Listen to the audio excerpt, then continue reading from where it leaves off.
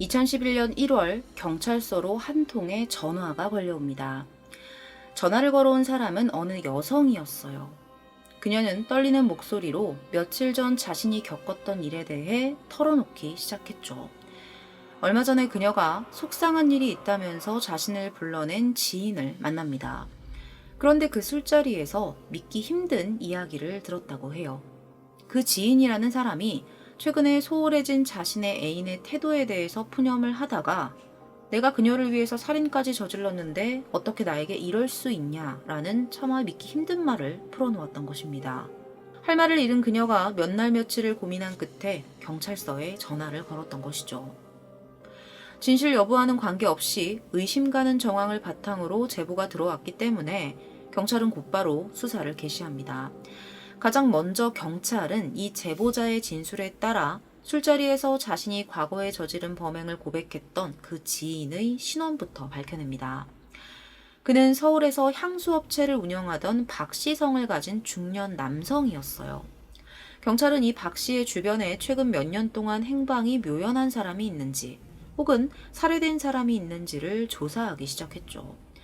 놀랍게도 얼마 지나지 않아 매우 수상한 정황이 하나 포착되는데요. 그와 동업자로 일하던 한 남성, 지금부터는 그 사람을 A군이라고 부르겠습니다. 그의 생활 반응이 2004년 5월 3일을 기점으로 모두 끊겨 있던 것이었습니다. 술자리 고백을 들었던 게 2011년이었죠.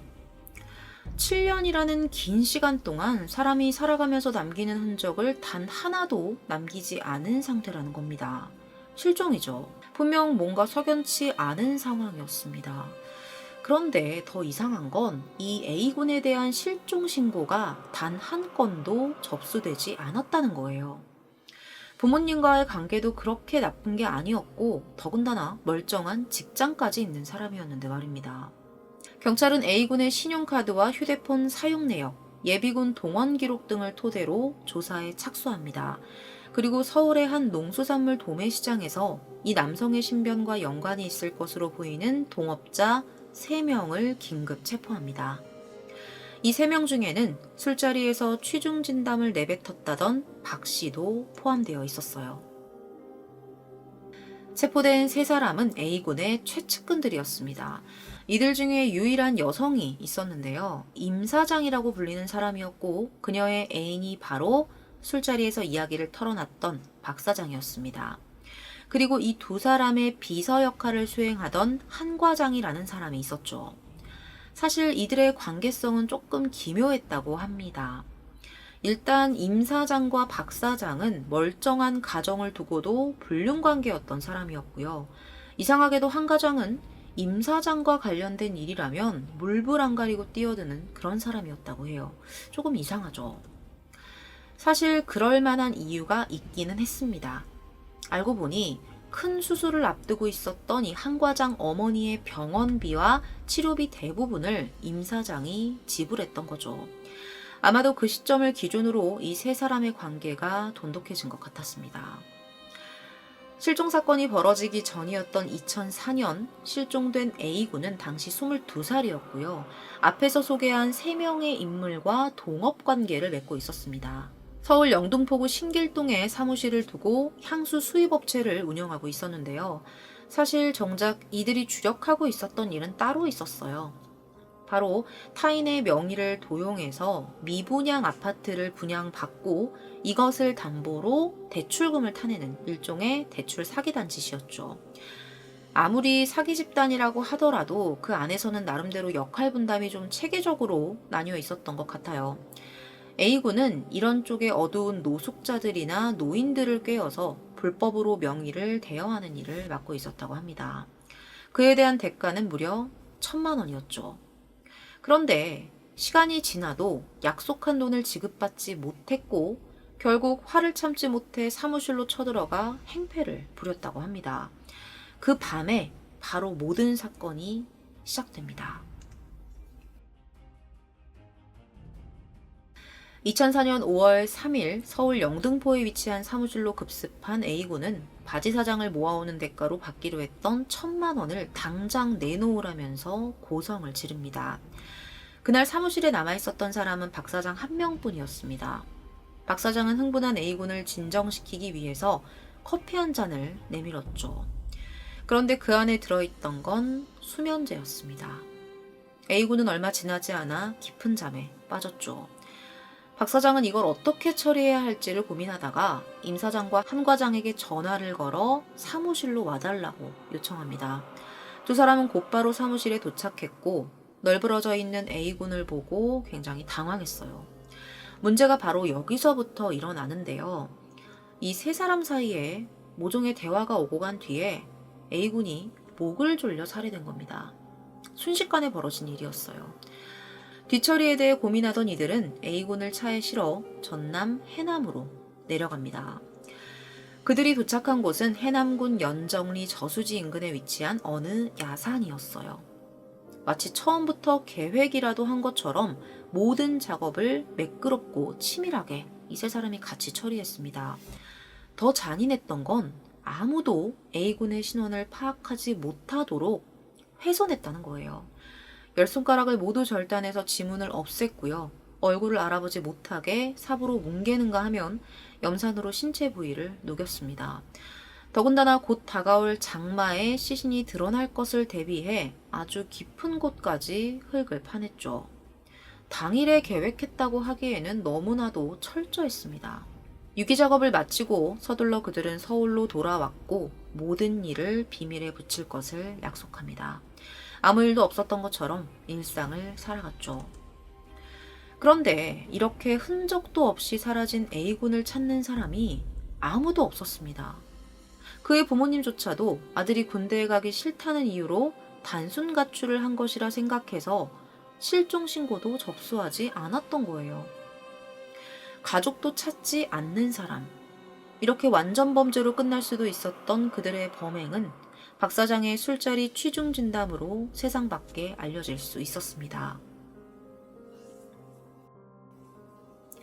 임 사장과 박 사장 그리고 한 과장은 이 모든 사실을 인정했습니다. 이어 범행 동기와 정황, 실종자의 생활 반응 부재 등을 통해 그들의 모든 혐의가 입증됐죠. 그런데 가장 중요한 단서가 있죠. 시신입니다. 이것이 아직 발견되지 않은 상황이었어요. 7년이라는 시간이 지나서야 발굴 작업이 시작이 됐는데요. 굴착기를 동원한 대대적인 수사가 무려 3개월 동안 이어집니다. 그런데 토지가 이미 변형될 만큼 변형된 후였고 피의자들의 진술만 남은 상황에서 정확한 지점을 파악하는 것도 어려웠다고 해요. 방송에서 이 사건을 다뤘을 때 유해발굴단 자문위원까지 섭외했었는데요. 최종적으로 발굴된 건 그냥 동물의 뼈 한 조각이었습니다. 결국 경찰은 그 어떤 것도 찾아내지 못하고 소색 작업을 종료합니다. 그런데 문제는 여기서 끝나지 않습니다. 가해자인 세 사람에 대한 형벌의 종류와 그 경중을 따지기 위해서는 이 범행 과정에 직접적으로 가담한 사람을 가려낼 필요가 있었죠. 가령 중심이 되어 범행을 지시한 사람이 있다면 그게 누군지, 직접적으로 목을 조른 사람은 누군지 이런 것들 말입니다. 그런데 이 과정에서 피의자 3명의 진술이 엇갈리기 시작해요. 서로 나는 목을 조르지 않았다 라면서 발뺌을 하기 시작한 건데요. 먼저 한 과장의 말에 따르면 모든 사건이 처음부터 끝까지 박 사장의 계획이었고 두 사람은 그저 유기만 도왔다고 합니다. 하지만 박 사장의 말은 이와는 정반대였어요. 계획도 실행도 모두 한 과장이 했다고 진술을 했죠. 그렇다면 임 사장은 어땠을까요? 애인이었던 박 사장의 편을 들어줬을까요? 아니었습니다. 예상과 달리 그녀는 목을 조른 것은 박 사장이며 나는 유기만 도왔을 뿐이라고 진술했어요. 물증이 없는 상태에서 이렇게 진술이 엇갈리면 수사에 난항을 겪을 수밖에 없죠. 더군다나 2011년 3월에 검찰 출석을 예정하고 있던 한 과장이 느닷없이 잠적을 하게 되면서 경찰들은 더욱 골머리를 썩게 됩니다. 알려진 내용에 따르면 한 씨는 가족과 지인들에게 베트남 인형 공장으로 일을 하러 간다는 말을 했고요. 자취를 감춰버렸다고 해요. 어쩌면 영영 보지 못할 수도 있다는 말까지 덧붙이면서 말이죠. 아마도 공소시효가 만료될 때까지 숨어 다니겠다는 의지를 가지고 있는 것으로 보입니다. 실제로 그는 아직까지도 모습을 드러내지 않고 있습니다. 결국 실형을 받은 사람은 박 사장 한 명뿐이었습니다. 그는 2011년 열린 재판에서 징역 12년을 선고받은 뒤에 아직까지 교도소에 복역 중입니다. 하지만 여전히 이 사건은 미제 사건으로 기록되고 있습니다. 시신과 한 과장의 행방을 찾지 못한 것은 물론 정확한 주범이 누구인지조차 확실하게 밝혀낸 것이 아니기 때문입니다. 다행히도 추후에 제정된 태안이법으로 인해 한 과장의 계획에도 차질이 생겼겠죠. 하루라도 빨리 한 과장, 한 대희가 검거되어 사건이 해결되길 바랍니다. 이미 공개적으로 지명수배가 된 인물입니다. 여러분들도 화면 속의 사진을 유심히 보신 뒤에 기억하셨으면 좋겠습니다. 이름은 한대희입니다. 박 사장이 수감된 이후에 임 사장 역시 종적을 감춥니다. 그저 단순한 공범으로 보기에는 그녀 역시 분명히 수상한 점들을 가지고 있죠. 혹자는 사실 배후에서 모든 사람을 조종한 사람이 임 사장일 것이라는 의견을 제시하기도 했어요. 워낙 말을 잘하는 데다가 자신의 가족들은 물론 시댁 사람들한테까지도 서슴지 않고 사기를 쳤기 때문이죠. 알고 보니 사기 전과만 무려 12범에 달하는 지능 사기범이었다고 합니다. 실제로 그녀의 친언니도 그녀의 사기 때문에 인생이 망가질 만큼의 큰 금액을 손해봤다고 해요. 뿐만 아니라 범행 이후에 염산을 사용했었잖아요. 이걸 구매했던 사람도 임 사장이었습니다. 물론 딱 요것만 보고 모든 걸 다 판단할 수는 없습니다. 무엇보다도 앞서 말씀드린 것처럼 지인에게 범행 사실을 털어놓은 박 사장이 당시 본인이 직접 A군을 죽였다고 했던 걸 본다면 그에게 가장 큰 의심이 쏠리는 것이 더 자연스러울 것 같습니다. 현재 임 사장은 오늘 다뤘던 이 사건이 아닌 별개의 사기 사건으로 인해 7년형을 선고받고 징역을 살고 있다고 합니다. 그런데 개인적으로 가장 이해할 수 없는 의문점이 따로 남아 있습니다. 정말 한 과장이 자신의 주장대로 떳떳했다면 무슨 이유로 도주를 한 것이었을까요? 더불어 그들이 매장했다는 시신은 도대체 어디에 묻혀 있는 것일까요? 이미 부패했다면 유골이라도 남아있어야 할 텐데 말입니다.